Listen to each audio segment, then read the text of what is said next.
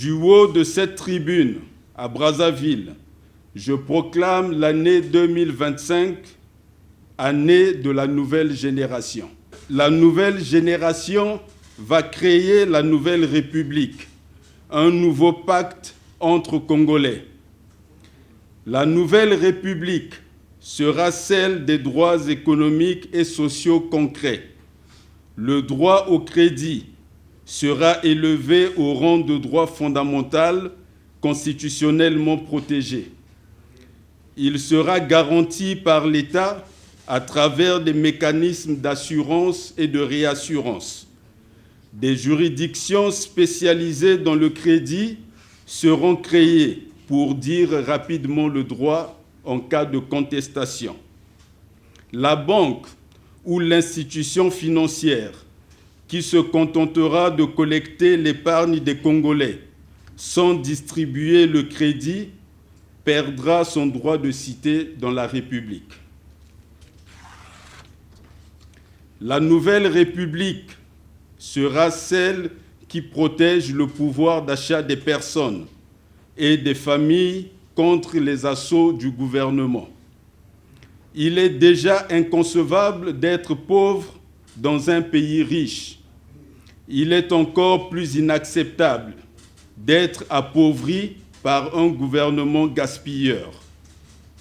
Des mécanismes juridiques seront prévus à l'effet d'anéantir, pour illégalité ou inconstitutionnalité, les décisions des pouvoirs publics touchant au pouvoir d'achat des ménages quand il existe des alternatives. L'augmentation constante du prix des carburants et de l'énergie, en général, est une anomalie dans un pays qui déborde de sources d'énergie. L'augmentation du prix du carburant a été présentée comme la seule issue pour atteindre un objectif demeuré ambigu jusqu'aujourd'hui. C'était une imposture, parce qu'en économie, il n'y a jamais une solution unique. Le peuple sera pourvu de moyens pour faire casser les décisions abusives.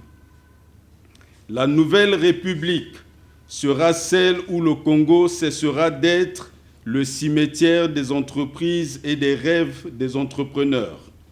Bien sûr que dans une société libérale, libre et démocratique, où règne la libre concurrence, toutes les entreprises ne peuvent pas survivre. Mais quand toutes ou presque meurent, cela signale un grave problème de santé publique économique nécessitant l'intervention des pouvoirs publics. La nouvelle République sera celle dans laquelle l'allocation chômage deviendra un droit recouvrable. C'est une manière de reconnaître que le chômage est une maladie sociale et que la personne humaine ne peut pas être livrée seule à un fléau qui dépasse son individualité. La nouvelle République sera celle où l'on veillera à ce que les taux de prélèvement obligatoires demeurent respectueux de la propriété privée. Cet objectif vise à conserver le caractère contributif de l'impôt. Tout sera fait pour que la fiscalité, sous toutes ses formes, ne soit pas confiscatoire et ne devienne jamais un purgatoire. Par ce biais, nous protégerons le droit de celui qui travaille d'accumuler afin de transmettre le fruit de son travail à la génération suivante.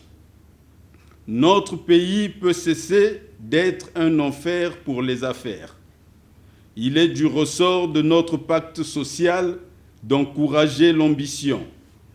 Tout sera fait pour accompagner les Congolais qui voudront vendre sur le marché planétaire. Ce marché est la plus belle aubaine de tous les temps. Il est aujourd'hui possible, à partir de n'importe où dans le monde, de vendre à la planète entière. C'est sans précédent. La nouvelle République sera celle où ne régnera pas la loi du plus fort. Nous préférons les institutions fortes aux hommes forts, car l'homme finit, mais l'institution continue. Partout où il y a des hommes forts, il n'y a que des institutions faibles, parce que l'homme fort doit détruire les institutions en les affaiblissant pour absorber leur pouvoir sans les remplacer. Dans le nouveau contrat social congolais, la force sera laissée aux idées. Il ne s'agira pas de vaincre l'autre, mais de convaincre le plus grand nombre. Il ne s'agira pas de se battre, mais de débattre. Il s'agira de chérir et de célébrer les droits de l'homme. Il a déjà été dit que le respect de l'autre, c'est la paix. Il convient d'ajouter, en le soulignant, que le respect des droits de l'homme est le droit chemin vers la prospérité individuelle et collective. La nouvelle République sera celle où il n'y aura pas de chasse aux sorcières. Ceux qui détiennent par devers eux l'argent public, à l'intérieur ou à l'étranger, seront invités dans un esprit patriotique à le mettre au service de la collectivité nationale sous la forme d'un investissement leur appartenant en propre et en contrepartie d'un intéressement du trésor public. Cela a été fait sous d'autres cieux. Ceux qui s'y refuseront feront doublement la preuve de leur mauvaise foi et de leur intention de nuire irrémédiablement à la nation. Par cette attitude, ils se seront eux-mêmes constitués ennemis de l'État et de la République. Ils n'en voudront qu'à eux-mêmes, parce que, qu'ils n'en doutent point, ils récolteront selon leurs semences. L'État, en tant que support de la République, ne sera plus celui qui met en danger ses propres citoyens. Au contraire, il veillera à la sécurité des Congolais partout dans le monde. Il tiendra à jour ses fichiers des Congolais de l'étranger et leur offrira la protection consulaire par tous les moyens. Quand il n'y aura plus personne, il y aura toujours l'État derrière chaque Congolais en difficulté à l'étranger. C'est ce que font les puissances.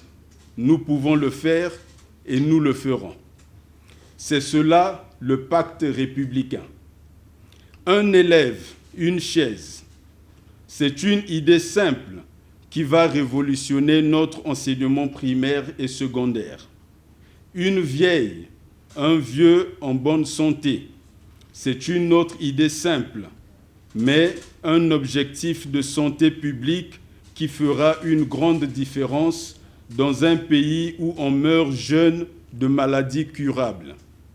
Ces idées relèvent du pacte républicain. Peuple congolais, la République est un voyage collectif vers la terre promise. La nouvelle génération est prête.